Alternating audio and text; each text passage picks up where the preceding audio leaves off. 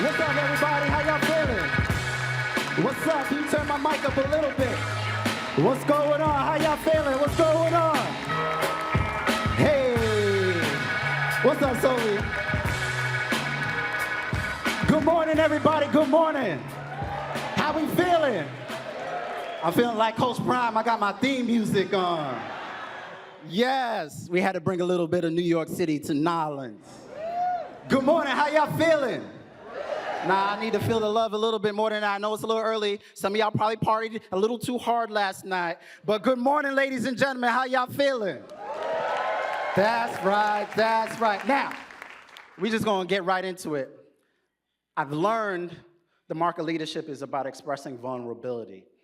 So I want to be vulnerable with you all on stage right now. I'm wearing new shoes. Here's what that means. My shoes are really slippery.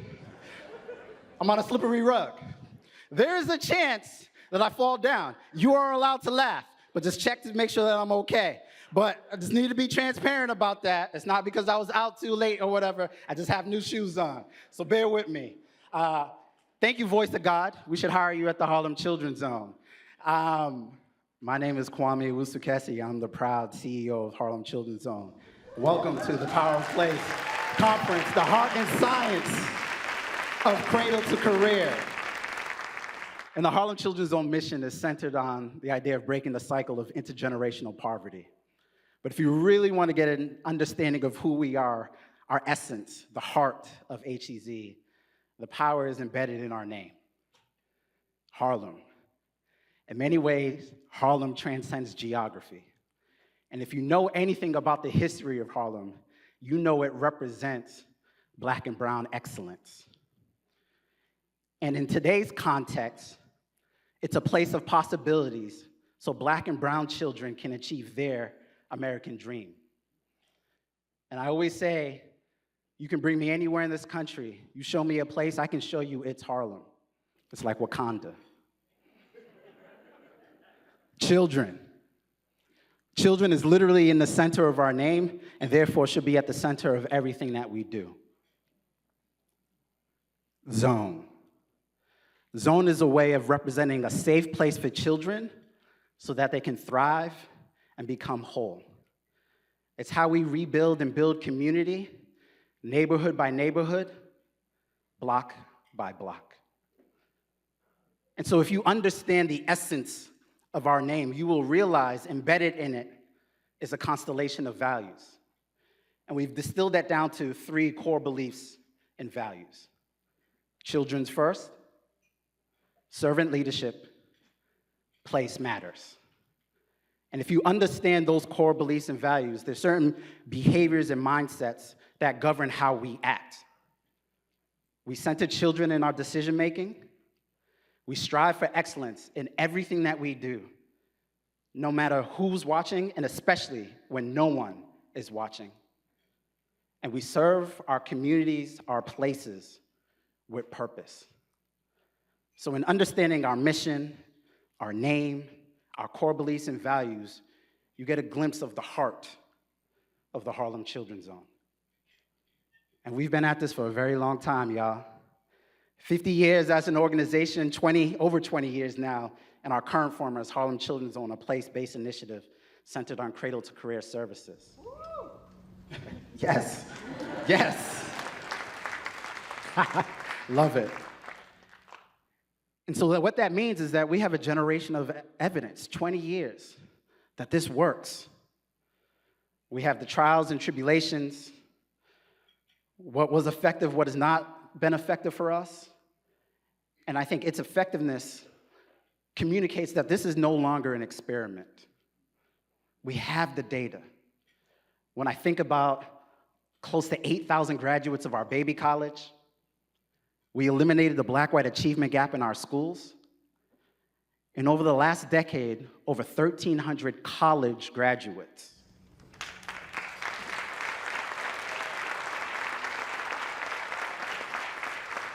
And year in and year out now, our run rate is going to be 100 to 150 college graduates every year. How beautiful is that?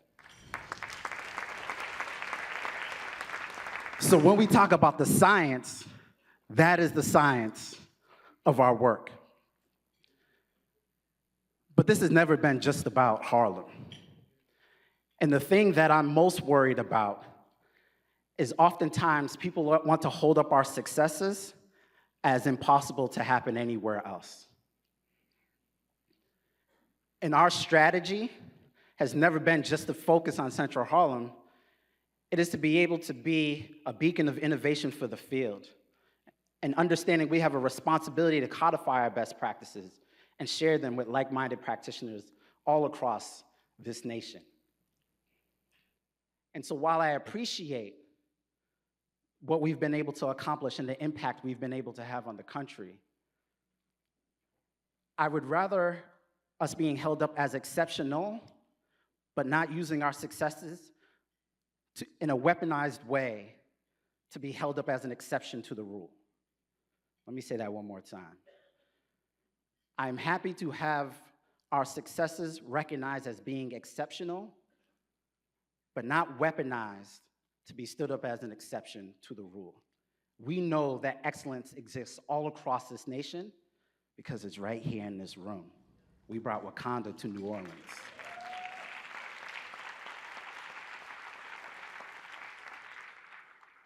And we've been in this national impact game for a very long time, right, Jeff, Angela, Nancy? Starting with our Practitioners Institute in 2003.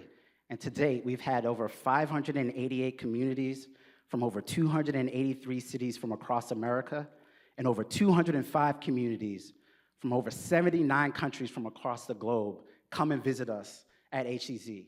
Actually, if you have visited the Harlem Children's Zone within the last 20 years, please, hands up high, look at this.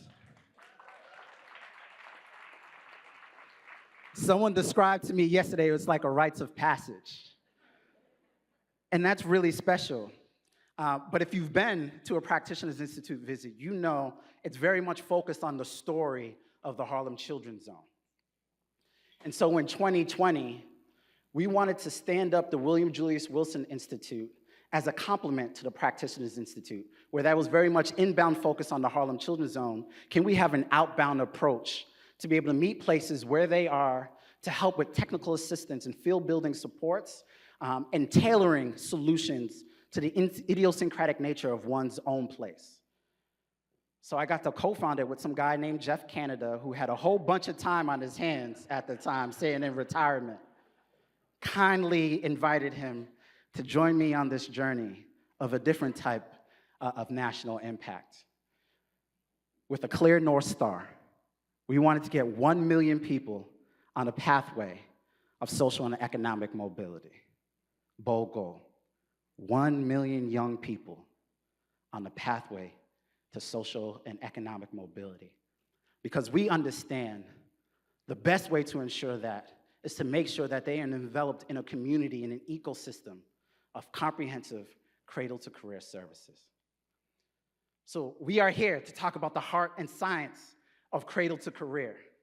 You're gonna hear a lot of buzzwords. This is just a warning, right? You're gonna hear population level change, both and, regional, neighborhood solutions. I'm telling you, there's some consultants in the room. You're gonna hear double clicks, triple clicks, quadruple clicks.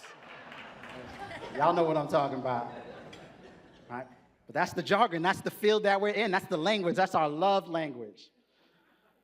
But I want to break down cradle-to-career to how I best understand it, because oftentimes it gets lost in the sauce. And the way that I describe cradle-to-career is thinking about the journey of one child. Because cradle-to-career isn't just about the presence of effective programming in different parts of your city.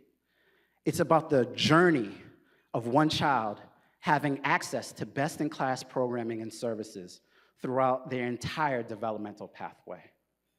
So I want to introduce you to a young lady named Jordan. Jordan is an HEZ scholar.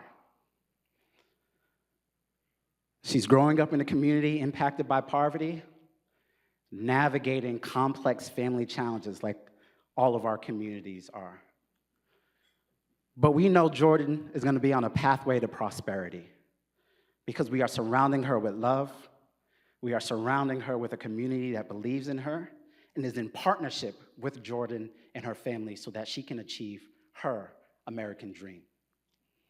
So the ask I have of you all, in the midst of all of the jargon and the wonderful talks that we have over the next 48 hours, is to not forget about Jordan. Because we have a Jordan in all of our communities. And the question becomes, how is the work that you are about to embark on, this journey that we are on, going to help save the Jordans in our communities? Help open up opportunities and possibilities for the Jordans in our communities?